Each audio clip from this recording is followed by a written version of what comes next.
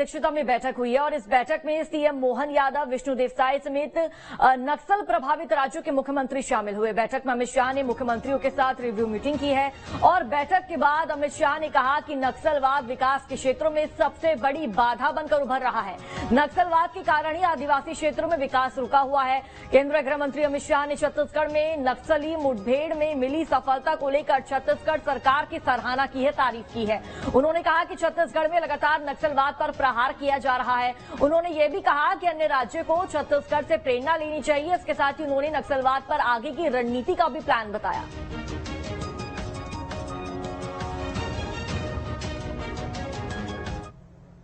वामपंथी उग्रवाद से प्रभावित सभी जिलों के अंदर छत्तीसगढ़ सरकार ने एक विकास का नया अभियान चला है।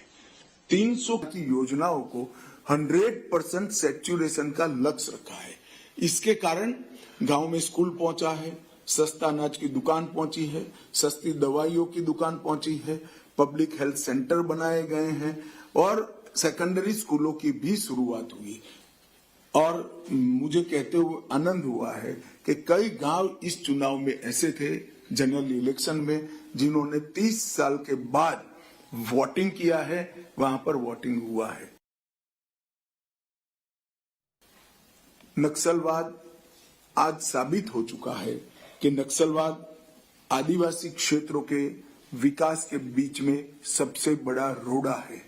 ये भी साबित हो गया है कि नक्सलवाद संपूर्ण मानवता का दुश्मन है और ह्यूमन राइट का सबसे बड़ा हनन अगर कोई एक गतिविधि से होता है तो नक्सलवाद से होता है। 8 करोड़ लोगों को मूलभूत सुविधाओं से वंचित रखना, ये इससे बड़ा उनके ह्यूमन राइट का कोई हनन हो नहीं सकता। हजारों सैकड़ों आदिवासी भाई निर्दोष इनकी लगाई हुई आईईडी से मारे जाते हैं। अलग प्रकार से इनकी कोर्टें इनको गैर कानूनी तरीके से मार देती हैं। इससे बड़ा ह्यूमन राइट का कोई वायोलेशन हो नहीं सकता और नक्सलवाद के कारण ही विकास रुका है। और ज्यादा जानकारी साझा करेंगे दिल्ली से राहुल डबास हमारे साथ जुड़ चुके हैं। राहुल, केंद्रीय गृह मंत्री अमित शाह की अध्यक्षता में बैठक हुई दिल्ली में और बैठक में नक्सल प्रभावित राज्यों के तमाम मुख्यमंत्री, आला अधिकारी शामिल हुए। बैठक में आगामी दिनों को किस तरह से देखा जा रहा है? लाल आतंक पर खात्मा करने के लिए क्या कुछ रणनीति सेट हुई है?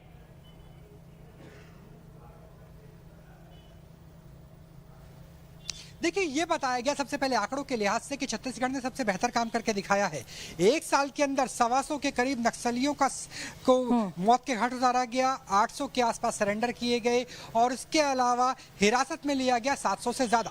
ये भी कहा गया कि जो 96 जिले नक्सल प्रभावित हुआ करते थे अब वो घट करके 16 हो गए हैं। हालांकि 16 जिले फर्दर डिवाइड हुए हैं और उसकी वजह से नए जिलों की संख्या 42 के आसपास पहुंच गई है।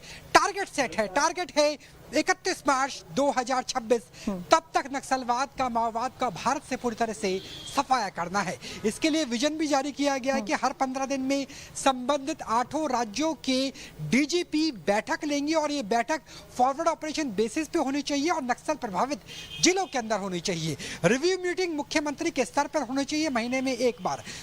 3 गुना केंद्र सरकार की तरफ से जो बजट है वो बढ़ाया गया है और 8 करोड़ लोग जो अभी भी इन 42 जिलों के अंदर मौजूद है, 8 राज्यों के अंदर जो नक्सल प्रभावित है, वहां तक केंद्र और राज्य सरकार की योजनाएं पहुंचे।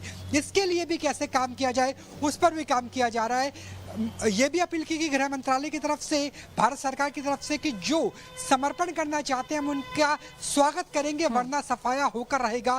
प्रोएक्टिव काम होगा, ऑफेंसिव काम होगा, डिफेंसिव काम नहीं किया जाएगा। जी बिल्कुल राहुल, सरकार द्वारा, राज्य सरकार द्वारा, केंद्र सरकार द्वारा नक्सलियों के सामने तमाम तरह के दावे रखे जा रहे हैं। जिस तरह से हम देख रहे हैं कि छत्तीसगढ़ की बात कर ले तो नक्सलियों को प्रभावित करने के लिए तमाम तरह की योजनाएं चलाई जा रही है और कुछ नक्सली ऐसे हैं जो आत्मसमर्पण कर रहे हैं, लेकिन कुछ नक्सली ऐसे हैं जो अपनी बातों पर अड़े हुए हैं, तो उनका खात्मा प्रशासन द्वारा किया जा रहा है। लेकिन देखना होगा आगामी दिनों में किस तरह से लाल आतंक पर विराम लगेगा। बहुत बहुत शुक्रिया राहुल जानकारी साझा करने के लिए। और चले खबरों में बढ़ेंगे, आगे बात करेंगे भोपाल की। भोपाल से बड़ी खबर, जहां एमडी ड्रग्स मामले में एनएसयूआई का प्रदर्शन